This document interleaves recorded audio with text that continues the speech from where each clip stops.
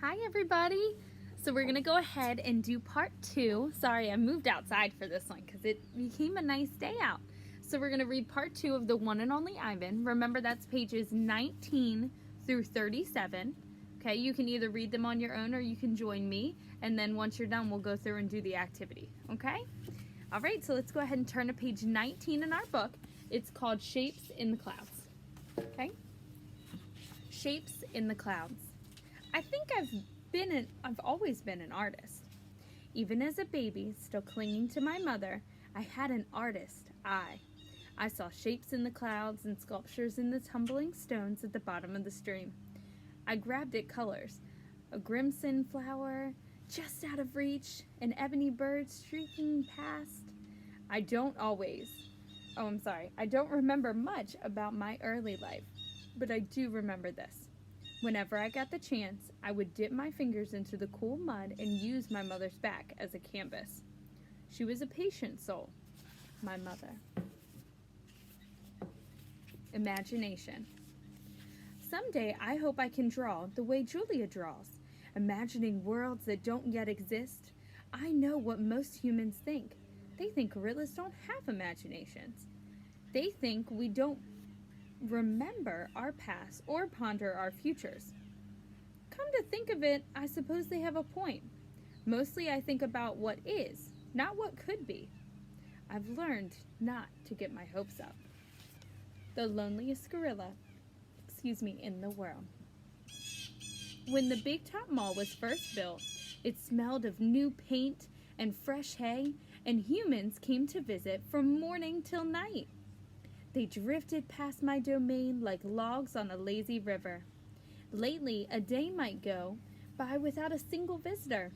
Mac says he's worried. He says I'm not cute anymore. He says, Ivan, you've lost your magic, old guy. You used to be a hit.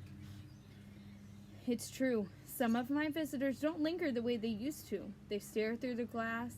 They clench their tongues. They frown while I watch my TV.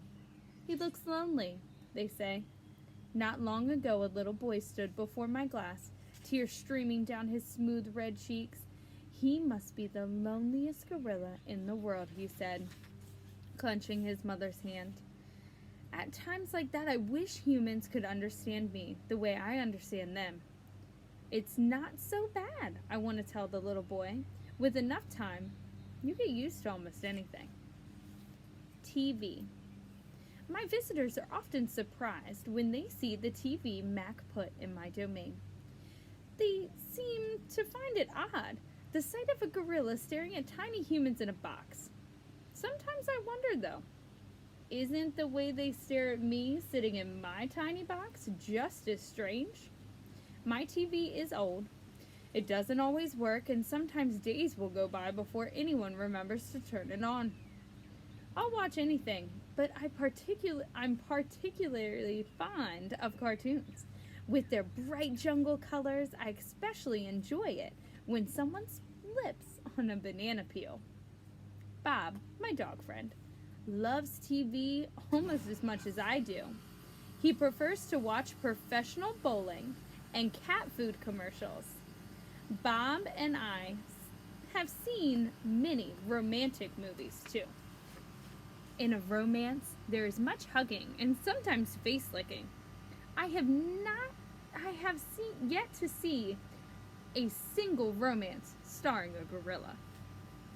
We also enjoy old Western movies. In a Western, someone always says, "This town ain't big enough for the both of us, Sheriff." In a Western, you can tell who the good guys are and who the bad guys are, and the good guys always win. Bob says that Westerns are nothing like real life. The Nature Show. I have been in my domain for 9,855 days. Alone. For a while, when I was young and foolish, I thought I was the last gorilla on Earth. I tried not to dwell on it. Sometimes it's hard to stay upbeat when you think there is no more of you.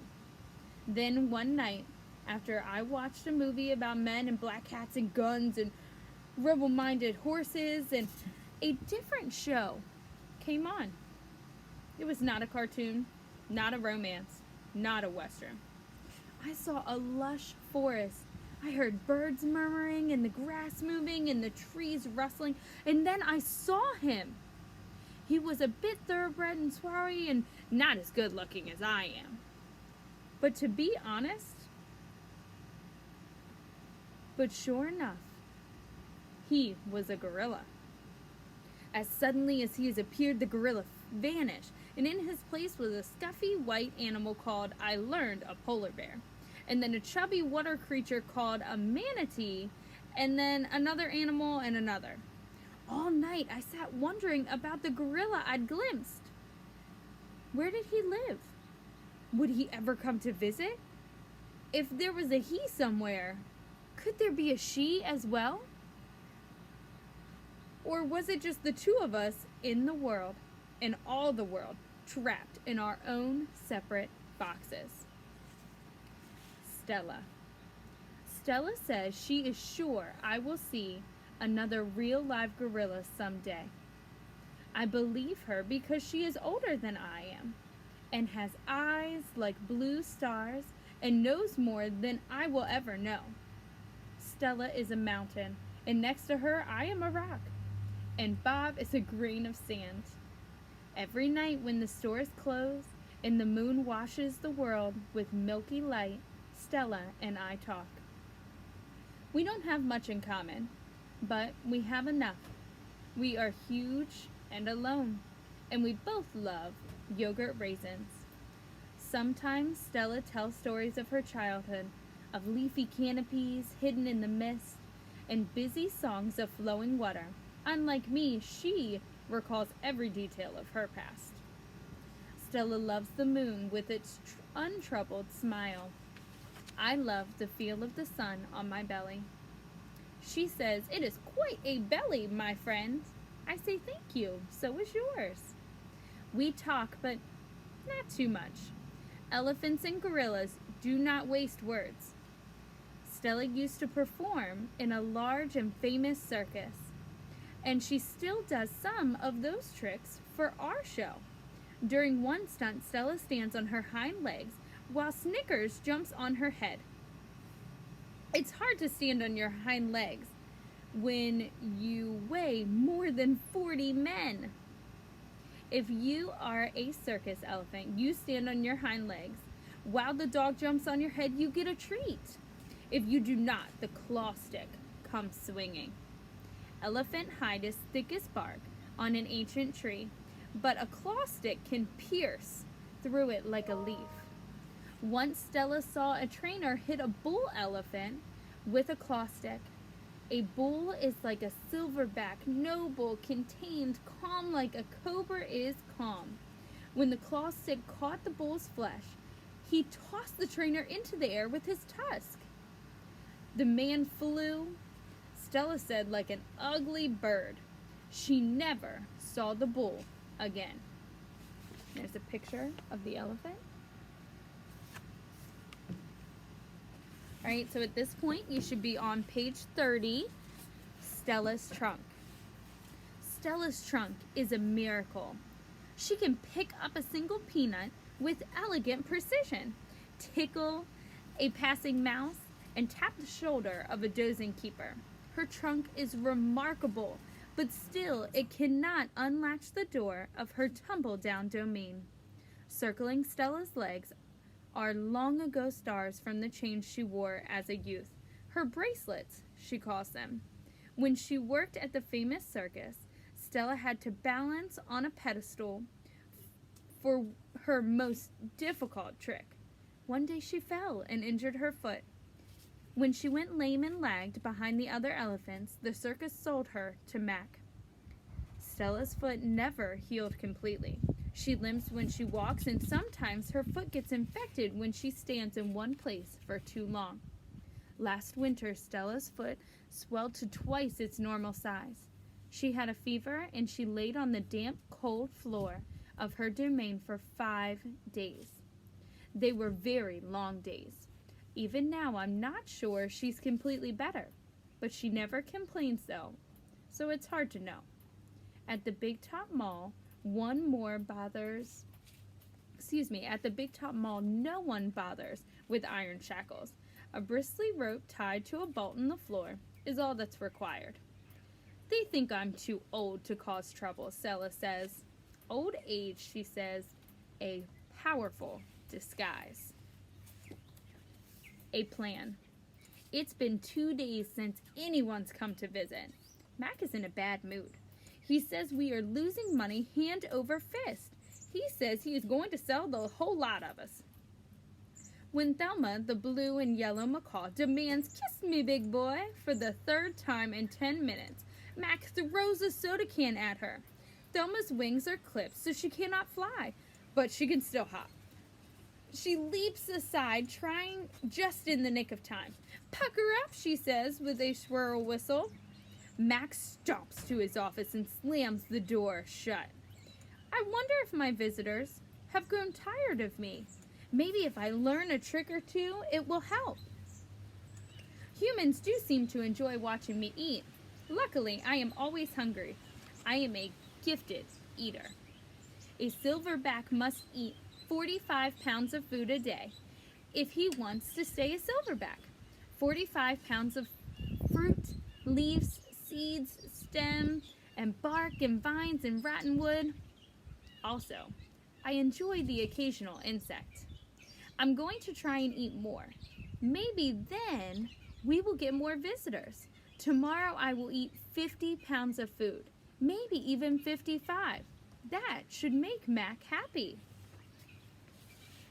Bob. I explained my plan to Bob. "Ivan," he says, "trust me on this one. The problem is not your appetite." He hops on my chest, licks my chin, checking for leftovers. Bob is a stray, which means he does not have a permanent address. He is so speedy and so willy that the mall workers long ago gave up trying to catch him. Bob can sneak through the cracks and crevices like a tracked rat. He lives well off the ends of hot dogs he pulls out of the trash. For dessert, he laps up spilled lemonade and splattered ice cream cones. I've tried to share my food with Bob, but he is a picky eater and says he prefers to hunt for himself. Bob is tiny, weary, and fast, like a barking squirrel. He is nut color and big ears.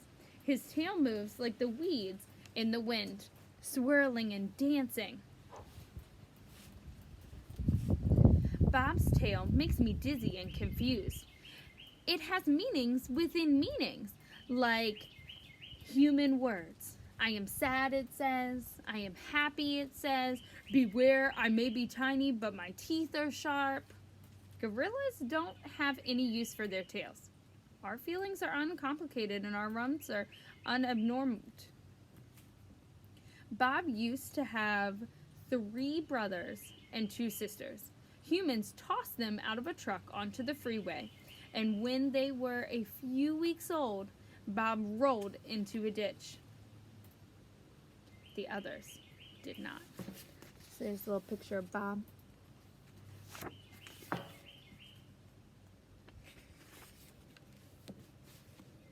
His first night on the highway, Bob slept in the icy mud of the ditch. When he woke, he was cold, and when he woke, he was so cold that his legs would not bend for an hour. The next night, Bob slept under some dry hay near the Big Top Mall garbage bins. The following night, Bob found a spot in the corner of my domain where the glass was broken. I dreamed that I had eaten a furry donut. When I woke up in the dark, I discovered a tiny puppy snoring on my belly. It had been so long since I'd felt the comfort of another's warmth that I wasn't sure what to do. Not that I hadn't had visitors. Mac had been in my domain, of course, and many of the other keepers. I'd seen my share of rats passing, and the occasional wayward sparrow had fluttered in through the holes of my ceiling. But they never stayed long. I didn't move all night, for fear of waking Bob. Wild. Once I asked Bob why he didn't want a home. Humans, I'd noticed, seemed to be irrationally fond of dogs. I could see why a puppy would be easier to cuddle than, say, a gorilla. Everywhere is home, Bob answers. I am wild. I'm a wild beast, my friend, untamed, untaunted. I told Bob he could work in the shows like Snickers, the poodle who rides Stella. Bob said Snickers sleeps on a pink pillow in Mac's office. He said she eats foul-smelling meat from a can. He made a face, his lip curled, revealing tiny needles for teeth. Poodles, he said, are parasites. All right. Okay, you guys, so now go back into Google Classroom or into your packet and do your assignment for today, and I will see you on Wednesday for our next set of reading. Bye, guys.